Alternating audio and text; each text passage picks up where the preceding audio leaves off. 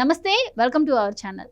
దోషులుగా తేలినటువంటి రాజకీయ నేతలు చట్టసభల్లోకి రావడంపై గతంలో 2016లో అశ్విని చంద్ర ఉపాధ్యాయ అనే వ్యక్తి పిల్ వేసిన నేపథ్యంలో తాజాగా ఆ పిల్ ఈరోజు సుప్రీంకోర్టులో బెంచ్ మీదకి వచ్చింది. దీనిపై ఇప్పుడు సుప్రీంకోర్టు సీరియస్ అయినట్టు తెలుస్తోంది. హత్యారోపణలు ఎదుర్కొంటున్నటువంటి దాదాపు 42% మంది ఎంపీలు ఇప్పుడు చట్టసభల్లో ఉండడంపై, అలాగే దీనిపై ఇటు భారత ప్రభుత్వాన్ని కావచ్చు, అలాగే ఈసీని కావచ్చు 8-9 ప్రజా ప్రాతినిధ్య చట్టం ప్రకారం సవరణలు చేయాలి, మీరు చేయని నేపథ్యంలో మరి సుప్రీంకోర్టు ఆ బాధ్యత తీసుకుంటుంది అని హెచ్చరికలు కూడా జారీ చేసినట్టయితే వార్తలు వస్తూ ఉన్నాయి. మరి పూర్తి బాధ్యత ఇప్పుడు ఎలక్షన్ సంఘం మీద ఉన్న నేపథ్యంలో మనం చూస్తూ ఉన్నాం. గతంలో కూడా హత్యారోపణలు ఎదుర్కొంటున్నటువంటి వాళ్ళకే పదవులు దక్కటం, మరి దీనిలో ఏమైనా మార్పు వచ్చే అవకాశం ఏమైనా ఉంటుందా సుప్రీంకోర్టు తీర్పు తర్వాత? దీని గురించి మరిన్ని వివరాలు తెలుసుకుందాం. మనతో పాటు ఉన్నారు senior political analyst Madhusudan Reddy గారు.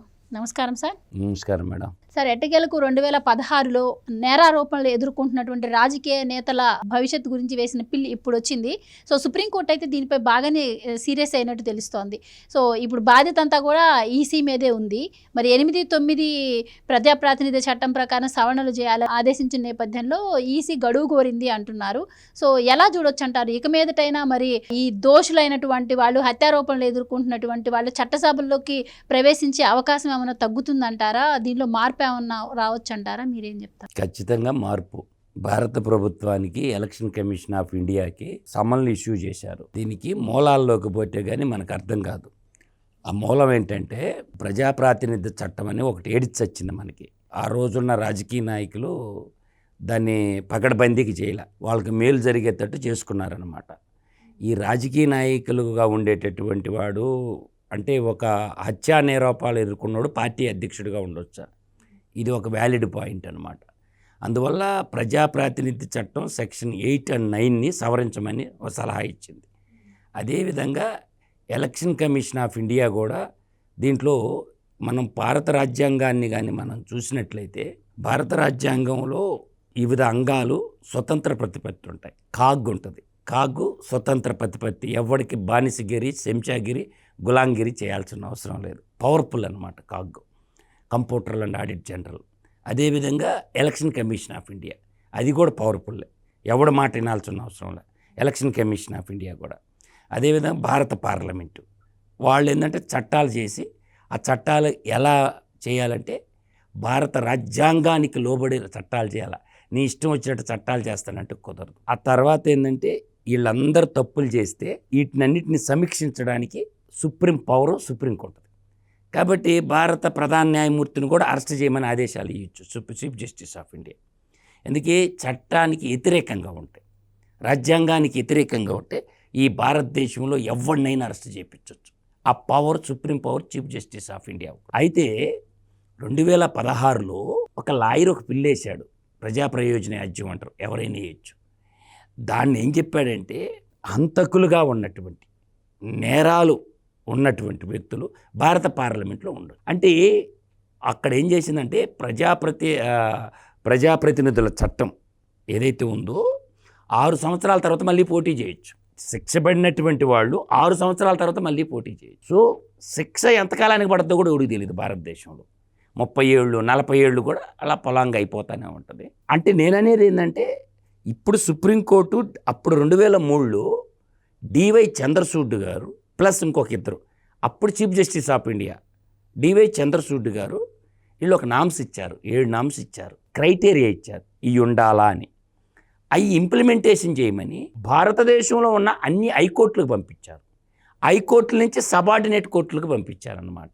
ఇది గైడ్లైన్స్ ఫ్రేమ్ చేసి, ఈ 7 గైడ్లైన్స్ ఫ్రేమ్ చేసి రాష్ట్ర హైకోర్టుల నుంచి సబ్ కోర్టులకు పంపించారు. అవి పనిచేయటం అంటే భారత ప్రధాన న్యాయమూర్తి ఇచ్చినటువంటి గైడ్లైన్స్ సొంత జడ్జీలు ఇంప్లిమెంటేషన్ చేయాలి. అటువంటప్పుడు ఇంకేం చేయాలంటే ఈ పిల్లు 2016లో వేస్తే 9 సంవత్సరాల తర్వాత విచారణకు వచ్చింది. సో మీరన్నట్టు బిల్లు బెంచ్ మీదకి రావడానికి ఇంత టైం పట్టింది. సో మరి ప్రజా ప్రాతినిధ్య చట్టం ప్రకారం 8-9లో సవరణలు చేయండి అంటుంది. మీరన్నారు కొన్ని సంస్థలు స్వతంత్ర ప్రతిపత్తి కలిగిన సంస్థలు అని చెప్పి.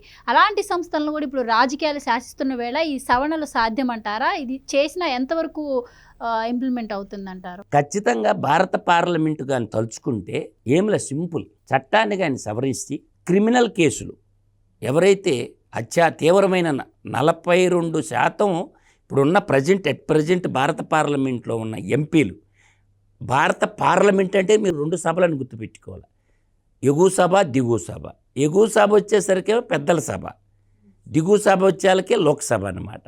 ఈ 2 సభల్లో తీవ్రమైన ఆరోపణలు ఉన్నటువంటి క్రిమినల్ కాన్ఫరెన్సీ ఉన్నటువంటి వాళ్ళు ఎంపీలు 42% అంటే దాదాపుగా సగం మంది ఎంపీలు దొంగలు ఉండరని చెప్పకనే చెప్తుందన్నమాట. డెకాయిట్లు దొంగలు ఉండరంట భారత పార్లమెంట్లో. ఇంకొక వ్యాలిడ్ పాయింట్ ఏంటంటే నిరారోపణలో ఉన్నటువంటి వ్యక్తి రాజకీయ పార్టీకి అధ్యక్షుడిగా ఉండొచ్చు. అంటే పార్టీ బైలాసుల్లో కూడా మార్పు చేసుకోవాలి. అంటే శిక్షపడినటువంటి వాళ్ళు ఒక రాజకీయ పార్టీకి అధ్యక్షుడిగా ఉండొచ్చా అని డైరెక్ట్గా క్వశ్చన్ అడిగింది ఎవరిని? Election commission of India. దీని మీద మీ అభిప్రాయం అడిగితే ఆడున్న లాయర్ ఏం చేశాడంటే, ఎలక్షన్కి ప్రతి డిపార్ట్మెంట్కి ఒక లాయర్ ఉంటాడు. Election commission of India lawyer ఏం చెప్పినా నాకు కొంత టైం ఇవ్వండి, వచ్చే నెల 4వ తేదీ దాకా టైం ఇవ్వమని అడిగారు. అంటే సిగ్గుండాల. స్పాట్లో ఏం చెప్పాలో తెలుసా? Any kind of political party శిక్ష పడ్డ తర్వాత ఆ పార్టీకి అధ్యక్షుడిగా ఉండకూడదు. ఇక్కడ ఇంకొక టిస్ట్ కూడా అడిగిందనమాట. వాళ్ళ భార్య పేరుతో వాడుకుంటారు, భర్త తప్పుకొని భార్యని పెడుతున్నాను అనమాట. ఇప్పుడు సుప్రీంకోర్టు వ్యాఖ్యల ప్రకారం ఏంటంటే ఆ కుటుంబ సభ్యుల్లో ఎవడు కూడా ఇంకా పార్లమెంటుకి పోటీ చేసేదానికి అర్హులు కాకూడదు. భర్త లేదు, భార్య లేదు, ఏరే వాళ్ళకి ఇవ్వమని చెప్పండి. అట్లా guidelines create చేయమంటుంది.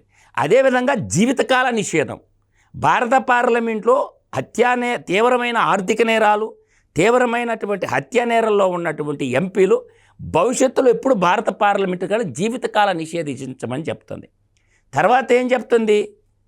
Trial run 1 year లోపల పూర్తి చేసి వాళ్ళు తప్పు చేసినారా లేరా తీర్పులు ఇవ్వమంటుంది. ప్రజాస్వామ్యాన్ని పరిరక్షించాలంటే హత్యలు చేసిన వాళ్ళు, దొంగతనాలు చేసిన వాళ్ళు, దోపిడీ చేసిన వాళ్ళు చట్టాలు చేయటం ఏంటి? భారత పార్లమెంట్ అది ఆవేదన ఎల్లబుచ్చింది. కాబట్టి ఇది ప్రజాస్వామ్యానికి మంచిది కాదనేది నా యొక్క బాధన. సుప్రీంకోర్టు అయితే గట్టిగానే ఇచ్చింది. కాబట్టి ఇంకా భారత పార్లమెంటు ఆలోచించుకోవాలి. మనం ప్రజలకు ఏమని మెసేజ్ ఇస్తున్నాం? పాలకులే దొంగలైనప్పుడు, పాలకులే హంతకులైనప్పుడు, హంతకులు పార్లమెంట్లో చట్టాలు చేస్తుంటే ఇంకా ప్రజాస్వామ్యం ఉన్నట్ట లేనట్ట అనేది ఆలోచన. ఇప్పుడు ఈ ప్రజా ప్రాతినిధ్య చట్టం 8-9లో సవరణలు చేస్తే రాబోయే రోజుల్లో ఎలాంటి వాటికి ఆస్కారం ఉండకపోవచ్చు, కానీ ఇప్పటికీ సిట్టింగ్ ఎంపీస్గా, ఎమ్మెల్యేలుగా, ముఖ్యమంత్రులుగా ఉన్న వాళ్ళ పరిస్థితి ఏంటి? మరి వాళ్ళపైన కూడా డిస్క్వాలిఫై చేసే అవకాశం ఏమైనా ఉంటుందంటారా? ఎలా ఉండబోతాయంట? చట్టం ఎవడికి చుట్టం కాదు. చట్టాన్ని సవరిస్తే కఠినంగా సవరించి ప్రజాప్రాతినిధ్య చట్టాన్ని ఈరోజు ఒక పార్టీలో ఈరోజు ఉంటాడు, రేపు ఇంకో పార్టీలోకి జంపింగ్ జపాన్లు అవుతారు కదా ఎమ్మెల్యేలు, ఎంపీలు కూడాను.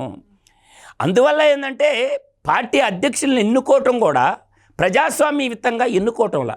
చాలా ప్రాంతీయ పార్టీలో ఏకస్వామ్యం, నియంతృత్వం. కాబట్టి చట్టబద్ధంగా ప్రజాస్వామ్యహితంగా అధ్యక్షులను ఎన్నుకోవటంలా వాడి పేర్లు వాళ్ళే రాసుకుంటారు. అది ఆక్షేపణీయమైనటువంటిది. ఏం చేయాలంటే ఎలక్షన్ కమిషన్ ఆఫ్ ఇండియానే ఎలక్షన్ పెట్టాలి. పార్టీలకు కూడా ఎలక్షన్ కమిషన్ ఆఫ్ ఇండియానే ఎలక్షన్ పెట్టాలి. అంటే వీళ్ళకేళ్ళు ఎలక్షన్ పెట్టుకోవటం ఏంటి? తప్పు కదా. ఒక పొలిటికల్ పార్టీ ఎలక్షన్ పెట్టుకోవటం ఏంటి? అది తప్పు, తీవ్రమైనటువంటి తప్పు. ఎలక్షన్ కమిషన్ ఆఫ్ ఇండియానే పొలిటికల్ పార్టీకి కూడా ఎలక్షన్ నడిపిందనుకో, ఆ పార్టీలో ఉన్న మెంబర్లందరూ వాళ్ళకి ఎవరు అధ్యక్షుడు కావాలో వాడిని ఎన్నుకుంటారు. ఒక రకంగా ఏంటంటే ఫ్యూడల్ వ్యవస్థ అన్నమాట. రాజకీయ పార్టీలో ఫ్యూడల్ వ్యవస్థని ప్రేరేపిస్తున్నాయి. అందువల్ల దీనికి అడ్డుకట్టేయాలంటే ఎలక్షన్ కమిషన్ ఆఫ్ ఇండియా సభ్యత్వం ఉన్నోళ్ళు ఎవడైనా నామినేషన్ వేయచ్చు. ఇప్పుడు నేను సింపుల్గా చెప్తానమ్మా, ఒక ఎంపీగా నామినేషన్ వేయాలంటే క్రైటీరియా ఏమని చెప్తారు? నామినేషన్ పత్రంలో ఉంటాయి. 3 సార్లు ఎమ్మెల్యేగా పోటీ చేసిన, ఒకసారి హైదరాబాద్లో కార్పొరేటర్గా పోటీ చేసిన, 4 ఎలక్షన్లో పోటీ చేసిన నేను. అండ్ నామ్స్ ఏమని ఉంటుంది? 25 సంవత్సరాలు వయసు నిండాలా, భారతీయ పౌరుడై ఉండాలా, నామ్స్ ఉంటాయి కదా. అలాగే రాజకీయ పార్టీకి అధ్యక్షుడిని ఎన్నుకునేటప్పుడు ఏం చెప్పాలా? నీవు ఆ రాజకీయ పార్టీ సభ్యుడై ఉండాలా, నామినేషన్ వేయాలంటే భారతీయ పౌరుడై ఉండాలా, రాజకీయ పార్టీ సభ్యత్వం ఉండాలా, భారతీయ పౌరుడై ఉండాలా, క్రిమినల్ బ్యాక్గ్రౌండ్ లేకుండా ఉండాలా. క్రిమినల్ బ్యాక్గ్రౌండ్ అంటే ఏంటి అంటే నేరాల రూపంలో రుజువు అయ్యకుండా శిక్షలు పడకుండా ఉండాలా, ఆర్థిక నేరాల్లోనూ క్రిమినల్ నేరాలు. అట్లా ఒక గైడ్లైన్స్, ఒక 5 గైడ్లైన్స్ పెట్టుకొని ఎవరైనా నామినేషన్ వేసుకోండి. రాజకీయ పార్టీలో కూడా విభిన్న పదవులు ఉంటాయి కదా. ఇప్పుడు ట్రెజరర్ ఉంటారమ్మా, పార్టీ అకౌంట్ ఉంటుంది. పార్టీ అకౌంట్ ఎవడు మెయింటైన్ చేయాలా? ట్రెజరర్ మెయింటైన్ చేస్తారు. ఆ పోస్టుకు కూడా నామినేషన్లు వేపియాలి. పార్టీ అధ్యక్షుడు, పార్టీ ఉపాధ్యక్షుడు, ఇట్లా ట్రెజరరు, బ్యాంక్ అకౌంట్కి సంబంధించిన ఈ పోస్టులు ఉంటాయి. ఆ పోస్టులకు కూడా వేయాలి నామినేషను. ఆ ఎలక్షన్ కూడా any kind of political party election కూడా ఎలక్షన్ కమిషన్ ఆఫ్ ఇండియానే సెలెక్ట్ చేయాలి. నామినేషన్ వాళ్ళే తీసుకొని వాళ్ళే ఇదిగో ఈ పార్టీకి ఇతను అధ్యక్షుడు, ఈ పార్టీకి ఈయన ట్రెజరరు, ఈ పార్టీకి ఈయన ఉపాధ్యక్షుడు అని చెప్పి చెప్పాలి. అప్పుడు అది జెన్యూన్గా ఉంటుంది ఆ పొలిటికల్ పార్టీ. లేకపోతే ఏమవుద్ది? నేను ఎగ్జాంపుల్ చెప్తున్నాను కదా మీకు.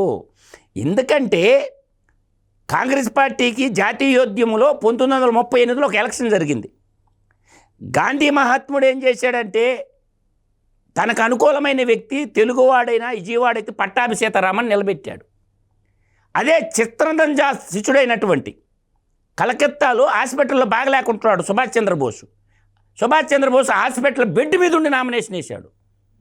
ఏది కాంగ్రెస్ అధ్యక్ష పదవికి వేస్తే భారతదేశంలో కాంగ్రెస్ సభ్యత్వం ఉన్నటువంటి ప్రతి ఓటరు, ఇది ఓన్లీ అంతకు కాదు, కాంగ్రెస్ పార్టీలో సభ్యత్వం ఉన్న ఓటర్లు అందరూ బూత్లోకి పోయి ఏం చేశారు? బోస్ గారి కోట్లు వేశారు. పట్టాభి సీతారామయ్య ఓడిపోయిండు. ఆ రోజు ఏమన్నాడు గాంధీ? ఏమన్నాడు? పట్టాభి సీతారామయ్య ఓటేమి నా ఓటేమన్నాడు. ప్రతి సంవత్సరానికి జరిగేది ఎలక్షన్. అగైన్ 1939లో మళ్ళీ ఎలక్షన్ జరిగింది. మళ్ళీ వేశాడు బోస్ గారు నామినేషను. ఏం తగ్గల కుర్రోడు, ఎరే ముసలోడా నీకు అంత ఉంటే నాకెంత ఉంటుందిరా, నువ్వు లా చదువుకున్నావు, నేను ఆ రోజుల్లో ఐఏఎస్ చదివి ఉండు. బోస్ గారు ఏంటంటే ఇప్పుడు మనం ఐఏఎస్ అంటాం కదా, ఆ రోజుల్లో ఐసీఎస్ ఉండేది, ఇండియన్ సివిల్ సర్వీస్. గాంధీ చదివింది లా అయితే బోస్ గారు చదివింది ఐఏఎస్. ఈ రోజుల్లో మనం ఐఏఎస్ అంటాం, ఆ రోజుల్లో ఐసీఎస్, ఇండియన్ సివిల్ సర్వీస్లో 4th ర్యాంకర్ బోస్ గారు. ఆషామాషుడు ఏం కాదు, గాంధీ కంటే పెద్ద గొప్పోడు, ఉన్నతమైనోడు సుభాష్ చంద్రబోస్ గారు. 1935లో మళ్ళీ ఆయనకి వేసారు ఓట్లు. అది అన్నమాట, అది రావాలని కోరుకుంటున్నాం మాలాంటి యువతరం అందరం కూడా. అంటే ఈ చట్టసభలకు దోషులుగా ఉన్న వాళ్ళు వెళ్ళడం ఒక ఎత్తు అయితే, రాజకీయ పార్టీ అధ్యక్షులుగా కూడా ఉండకూడదు. రాజకీయ పార్టీ అధ్యక్షులు ఇదొకటైతే, మరోపక్క ఎలక్షన్లో అఫిడవిట్ దాఖలు చేసే సమయంలో ఆస్తులను కూడా దాచి ఇలా దాఖలు చేయడం కూడా, ఇది కూడా ఒక రకమైన ప్రాబ్లంగానే ఉండింది. ఆ ప్రాబ్లం కాదమ్మా, అది అసమర్థత. ఎలక్షన్ కమిషన్ ఆఫ్ ఇండియా అఫిడవిట్లు ఇచ్చిన తర్వాత ఆడ మూల పెట్టుకుంటుండు. ఎవడెందుకు కంప్లైంట్ చేయాలి? నువ్వే విచారణ ఎంక్వైరీ చేయి. ఆ ఆస్తులు నిజమా ఒట్టిదని చెప్పి విచారించమని కాగ్గుకు పెట్టాలా. రెండో విచారణ చట్టసభల్లో స్పీకర్ ఉంటాడు, స్పీకర్కి కూడా ఇవ్వాలా. స్పీకర్ జడ్జి స్థానంలో ఉన్న స్పీకర్ కూడా చెప్పాడు. ఇప్పుడు లోక్సభలో స్పీకర్ ఉంటాడు కదా, స్పీకర్ ఏం చేయాలా? అఫిడవిట్ ఎలక్షన్ కమిషన్కే కాదు స్పీకర్కి కూడా ఇస్తారు. స్పీకర్ ఎంక్వైరీకి ఆదేశించవచ్చు కదా.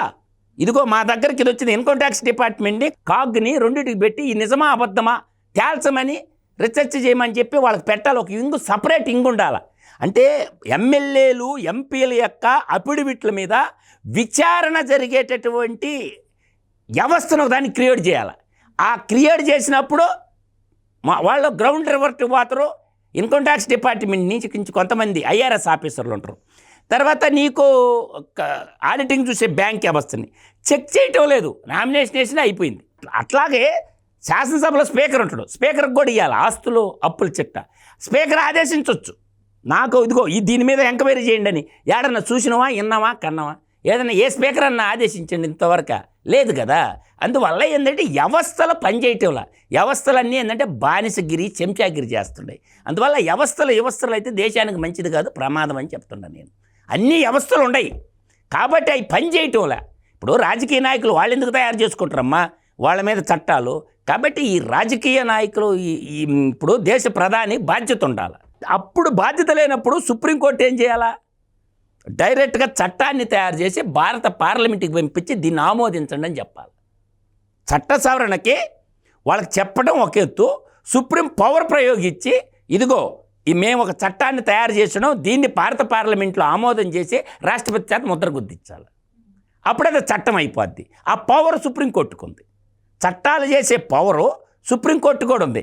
చట్టాన్ని రద్దు చేసే పవర్ సుప్రీంకోర్టుకు ఉంది, చట్టాన్ని తయారు చేసే పవర్ కూడా సుప్రీంకోర్టుకు ఉంది. ఏదో ఒక జడ్జి గారు మహానుభావుడు, భారతదేశం మీద భక్తి ఉండే జడ్జి చేయగలడే తప్ప భయస్థుడు ఎవడు చేయలేడు, పిరికోళ్ళు ఎవడు చేయలేడు. నేనేది జడ్జీలకు అంత ధైర్యం ఉందని మాత్రం నేను అనుకోవటం లేదు. ఇప్పుడు టీఎన్ శేషన్ ఎలక్షన్ కమిషన్గా ఉంటే ఎలక్షన్ కొన్ని తెచ్చాడు. మగాడంటే వాడు టీఎన్ శేషన్, వాడిని చూస్తే ఎంపీలు ఎమ్మెల్యేలు దగ్గర ఉనికిర్రు. టీఎన్ చేసిన తర్వాత ఒక్కళ్ళు లేడు. అర్థమైందా? చట్టాలు చేయాలా, దమ్మున్న చట్టాలు చేయాలంటే దమ్మున్న చీఫ్ జస్టిస్ ఆఫ్ ఇండియా ఉండాలి, దేశభక్తి ఉన్న జడ్జీలు ఉండాలి, దేశభక్తి ఉన్న ప్రధానమంత్రి ఉండాలి, దేశభక్తి ఉన్నటువంటి ముఖ్యమంత్రులు ఉండాలి. దేశాన్ని దోపిడీ చేసే దగాకోరులు ముఖ్యమంత్రులుగా, మంత్రులుగా, ప్రధానమంత్రులుగా, చీఫ్ జస్టిస్లుగా ఉంటే దమ్ము లేని వాళ్ళు ఉండకూడదు ఆ సీట్లో. చట్టం చేయాలంటే దమ్మున్న ముఖ్యమంత్రులు ఉండాలి. ఎందుకంటే చట్టం పాస్ అవ్వాలంటే ఓట్లు వీళ్ళు వేయాలి కదా, వీళ్ళు వేయరు. కాబట్టి వాడు వీడి పడికిరా దింపేద్దామని దింపేస్తాడు. వాడు సీఎం సీటీకే షిరిపేస్తాడు అనమాట. అందువల్ల దమ్మున్నటువంటి వాళ్ళు కావాలా. ఖచ్చితంగా సుప్రీంకోర్టు ఇప్పుడు తీసుకున్న ఏదైతే ఉందో చివరిదాకా నిలబడాలా. ఎవరు? జస్టిస్ సంజీవ్ ఖన్నా నిలబడతాడా, మోకరెళ్ళతాడా అనేది కాలమే నిర్ణయిస్తుంది. Justice Sanjiv Khanna chief justice of India మాట మీద నిలబడతాడా, భారత పార్లమెంట్కి మోకరెళ్ళతాడా, సుప్రీంకోర్టు పవర్ చూపిస్తాడా? Wait and see. కాలం నిర్ణయించాలి. Thank you so much. నమస్కారం.